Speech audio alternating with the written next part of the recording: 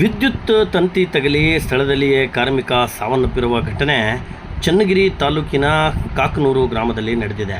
ಇನ್ನು ತೋಟ ಕಟ್ಟಲು ಹೊಲದಲ್ಲಿ ಕೊರೆಸಿದ್ದ ಬೋರ್ವೆಲ್ಗೆ ಮೋಟಾರ್ ಇಳಿಸುವಾಗ ವಿದ್ಯುತ್ ತಂತಿ ತಗುಲಿ ಕಾರ್ಮಿಕ ಸ್ಥಳದಲ್ಲಿಯೇ ಮೃತನಾದ ಘಟನೆ ಸಂತೇಬೆನ್ನೂರು ಪೊಲೀಸ್ ಠಾಣಾ ವ್ಯಾಪ್ತಿಯ ಕಾಕನೂರು ಗ್ರಾಮದಲ್ಲಿ ನಡೆದಿದೆ.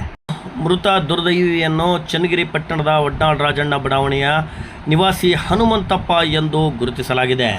ಇನ್ನು ಚನ್ನಗಿರಿ ತಾಲೂಕಿನ ಕಾಕನೂರು ಗ್ರಾಮದ ನಾಗರಾಜ್ ರವರ ಜಮೀನಿನಲ್ಲಿ ಬೋರ್ವೆಲ್ಗೆ ಮೋಟಾರ್ ಇಳಿಸಲು ಹೋದಾಗ ಈ ದುರ್ಘಟನೆ ಸಂಭವಿಸಿದೆ. ಇನ್ನು ಜಕ್ಕಲಿ ಗ್ರಾಮದ ಹಾಲೇಶಪ್ಪ ಎಂಬುವರ ಟ್ರ್ಯಾಕ್ಟರ್ನಲ್ಲಿ ಮೋಟಾರ್ ಇಳಿಸುವಾಗ ಮೇಲೆ ಹಾದು ಹೋಗಿದ್ದ 11 kV ವಿದ್ಯುತ್ ತಂತಿ ಟ್ರ್ಯಾಕ್ಟರ್ಗೆ ತಗುಲಿದ್ದು ಸ್ಥಳದಲ್ಲಿಯೇ ಹನುಮಂತಪ್ಪ ಅಸುನೀಗಿದ್ದಾರೆ.